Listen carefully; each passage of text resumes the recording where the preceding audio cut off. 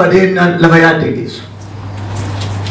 Al tokkichaan karaa sirkaa badeen yookaan immoo ganamuma karaa sirkaa badeen lafa yaadde geessu. Dargaggoota si'anaa namoota si'anaa baay'ee karaan hin jiru. Bareennerraa nutti toleerraa nyaannerraa uffannerraa garuu karaarra hin jiru. Sababii karaarra hin jiraanneef dhugaan beeknu. Sababii dhugaan beeknuuf immoo hin milkoofnu. Waaqonni gargaara. Ameen. Amanama dhugumaan siniin jedha. Nana galgala kana waan tokko irraa fayyatan akkasii baatan nana mana Waaqayyo karaatti si haa deebisu. Maaloo amin jedhadha.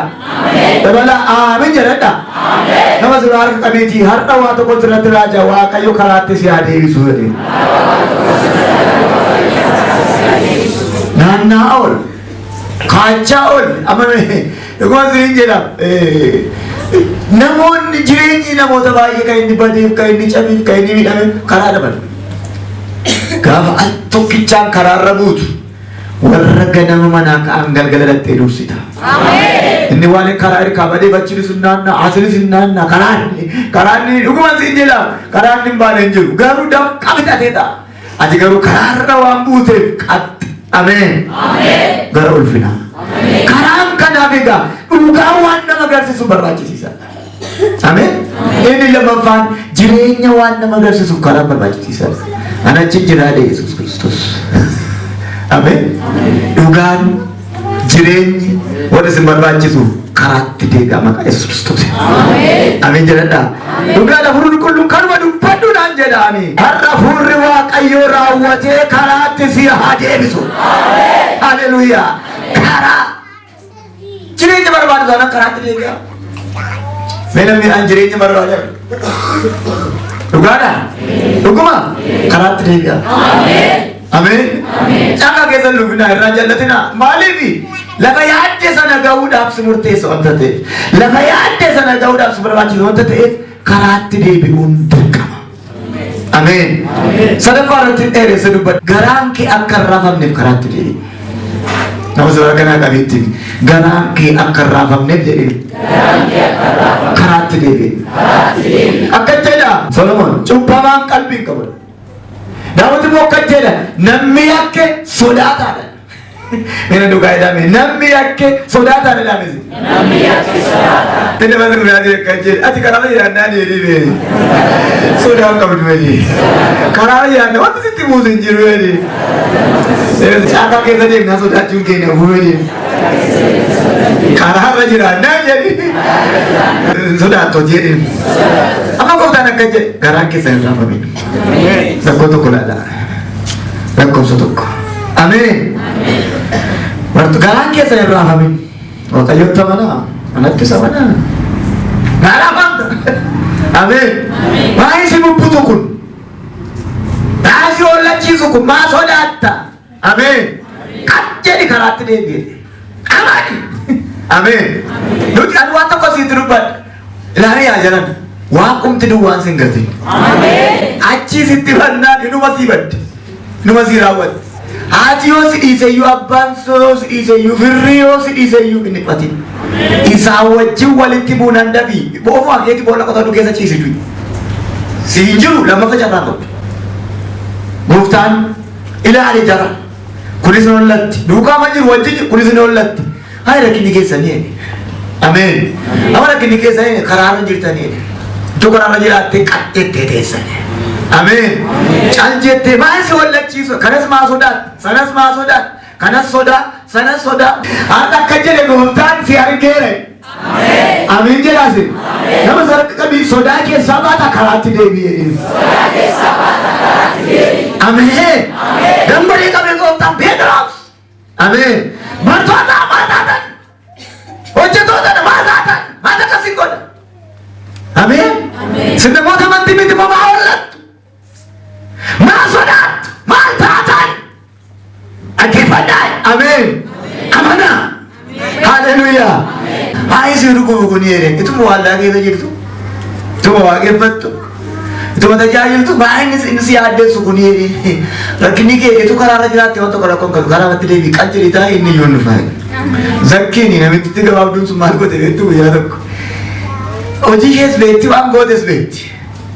Nama gidduu dhaabbattes gooftaa eeguu fi tarii yoona kan isheen irraa gibira guddaa fuutee jira gubaa gidduutti arginanii kaballaatti kenna. Halluu hojjaas rakkisaadha. Jara nattee naanko dubbiin rakkisaadha karaa Yesuus irra natti maatti. Ameen. An karaa masaan qabadda malee isin gidduu taa'ee cikiin barbaadamatti. Attee karaa Yesuus galutti namuka tokko tolbaatee teesse. Haroomus hacaamus karichi kan Yesuusetti. Yoo muki raafames obsi Yesuus ni eegaa karaa isaa irra jira. Yoo bubbeen dhufes Yesuus ni eegaa. Ofa bubbee kagaruutti. Obbee kagaruutti. Karaa isaa irra immoo jiratti. Ameen. Waan hin godhe beeka waan hin balleesse beeka karaa irra jiru immoo karaa eenyuuti? Karaa Yesuusetti jaljettee teesse. Maxxaa. Ameen. Ameen. Maxxaa hidhamse. Gaafa dhufu Zekiyoos jedheenaan. Apa mana kini oleh? Akkamitti ennaan karaarra jirtan. Warri karaarra jirtan namiin jedha. Warri karaarra badde barana gudditaa. Warri karaarra jirtu Yesuus mana kee oolaa. Haleluuyaa. Tende mana guddaa jira kan jedha. Maayinni si bukki maayinni sodaan kee kun Yesuus hin qabdu eetiin meeli. Jadi maayinni sodaan kee kun eetiin meeli. Si shakkee nu si shakkee dine. Maa sodaattaa si shakkee dine. Bakka hirraa wamti jalatte hin argaa gooftaan. Ameen. Uyyuu maa ituma waldaa kee itee raafamtu. Ituma karaanii itee raafamtu. Amanaa jedhe. Ameen. Ijoolleen naan ani karaadha ani dhugaadha.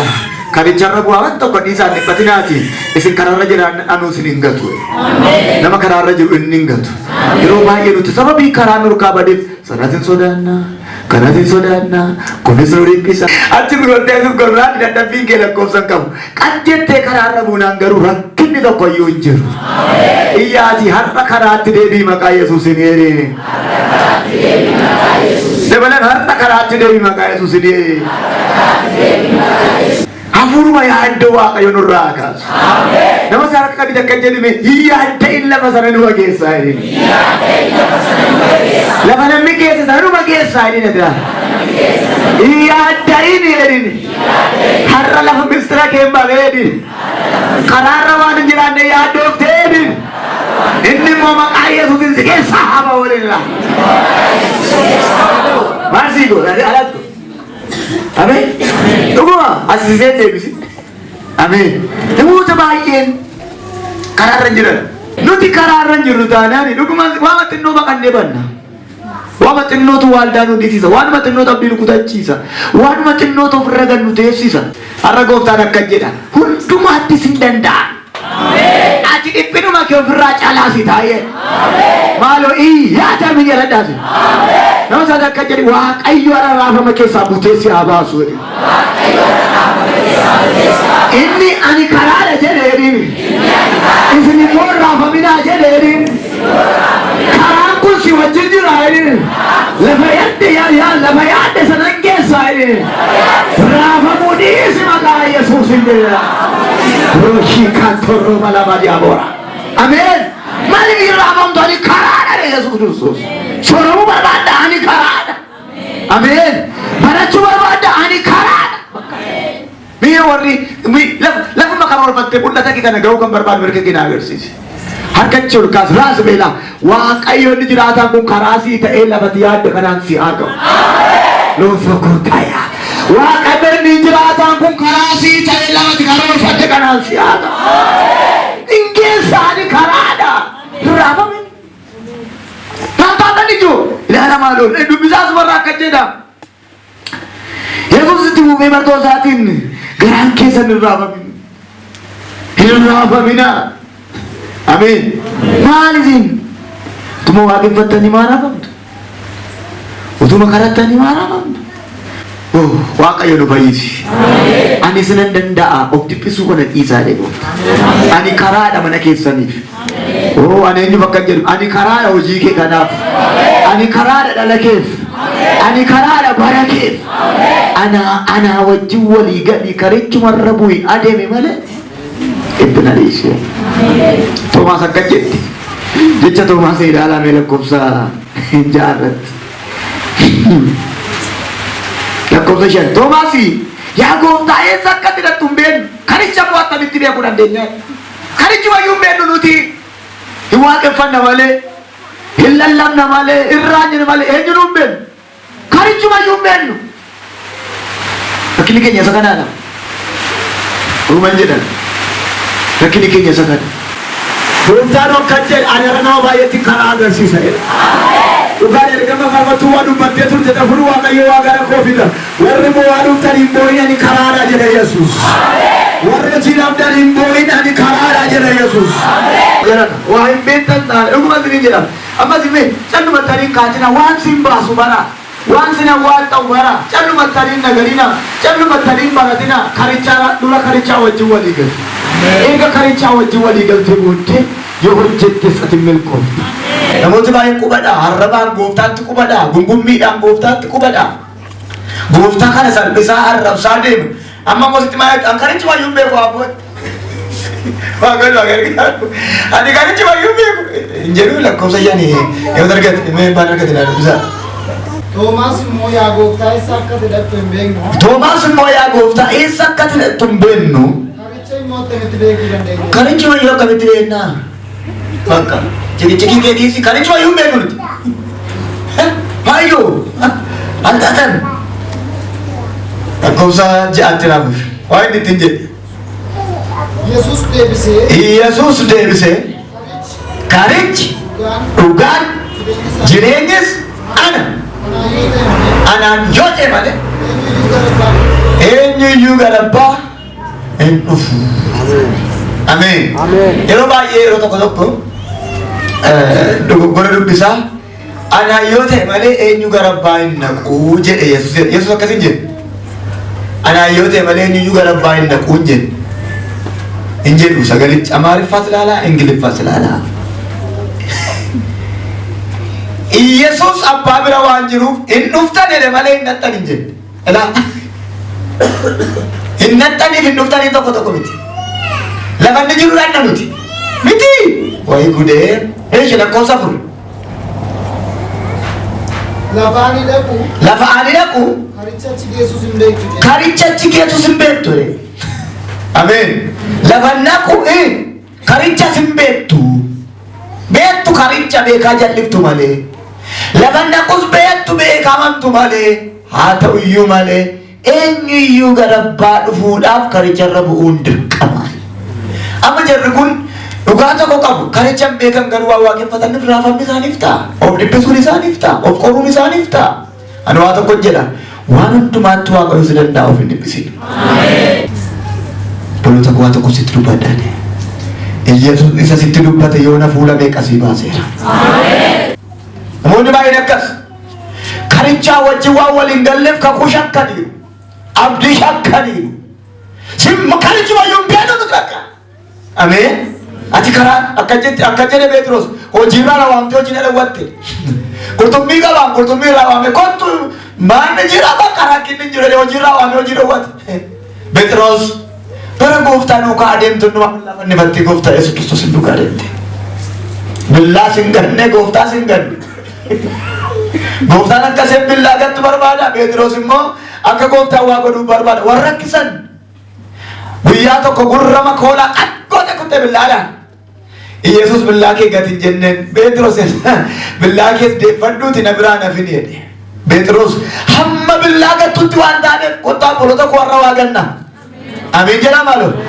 Peetros akka jetti gooftaadhaan gooftaa itti ati waan dandeessu nurraa deebis yoo diddes billaan jira itti bakka waan gooftaan dadhabin jira wanta ta'eef billaan barbaachisiisaadha Peetrosiif gooftaan waan tokkotti hin dubbanne guyyaa tokko jabina Peetros ilaale dandeettii isaa ilaale Peetros jedheenna utuu hundaan qonni dhiyyiin sadii nagantannan anambassaan kee moo'ette tokkoyyuu hin galuun lakkii namitti na fokkoraa kee dhiisenna tu wal ilaallatti hooti gale poolisii warra safara eegan warra bidda bobeessanii karaarraa qambatan biratti sadii gante hindaan kun taara jennaani gooftaan immoo nama hin gatu miti fuulatti naanneffate isa galutti moo isa amanutti moo isa galutti naanneffate isa ganaa jirutti fuula naanneffannaan hindee gooftaa minaa itti biqirna utuu si ganuu fuula keenyatti naanneffatte amala isaa Amen hin beeka gooftaan akka Peetros of rakkisaa jiru akka Peetros of dhibbisaa jiru akka Peetros qoramsa keessa waan beeke irraa galan galle har'as gooftaan akka jedhe an sirraa galan galu karaattan si deebisa malee Maal waan jira dhaayaati. Nama siraa qabi gooftaan sirraa galangalu karaatti sireeffata malee. Ameen. Maanni jaalala akkasii utuu hin beeku jedhanii kan namatti galagalu. Yeroo tokko akkas. Dhugaan siriin jedhan. Amma baay'ee namoota yakka keessatti agartan, dhugaatii irratti agartan, cubbuu irratti agartan, utuu sin ta'e alma tokkoon bakakkaatti muftu miti. Waan nama dhibu inni garuu jaalalatti agarsiisa. Maaloo amin jedhadhaas. Guyyaa tokko Phexrosi qalbii jijjiirrattee qiddisinaanis galee fi nama gaarii taateetu gooftaa itteenaan an tokkoffaa ba'uu barbaada qulqullummaadhaan jette isheen yoo obboleessi koo nagani amma hoonni na lole amma hoon torba dhiisee hin ga'u meeqa torba dhiisee torba booddee immoo yoo billaa korra buuse cubbuu qabaan akkanaa Phexrosi jedhee na callee sirrii ma jette ani immoo siyaan eegan sii dhiisee beektaa Amen. Mesa bungan saya dah mesi. Kota haras waaqayyo karaatti nu deebisu harka isaa diriirse jira. Amen. Maaloo amen. Waaqayyo nama lafa jiru bareedee nu haa taasisu. Ani koo karichuma yuun beeku nan jira waldaa keessa maleenna jaallattus jibbitus beekta karicha. Amen. Namni as galagalee hin beeku hin jedhin beektaa hin beekne. Gooftaan immoo ammayyuu fuula isaatti deeffatee jira jedhin. Amen. Dhuguma ani waan isaan beeku dhugaa waaqayyo ko jiraataati nama har'a qaddee karaarra bu'u jira. Tuma namni beeku akka tajaajila barbaade taates akka waliin dhooftaa taates akka rakkina qabu tuma namni si beeku har'a waaqayyo karaarra si buusa. Gooftaan akka jedhe kan duraa maal ta'u booddee ta'u kanaaf ofii gaddaa akka jechuun amma wala jedhan isin beektan isin deetanii qofatu miti inni lallabi kun kan isaa ta'e wala bu'aa jira wala gaddaa jira. Apa yang agar Yesus karada, mana kif karada, jirenya kif karada. Aji karada kan arrega jelate, waktu kau dipena ke isiti, of korun isiti, kembali jelat. Kami karada benar, biberatan sudah tahu tete. Rumah sini je. Wakayo har afura sudah senang rajas.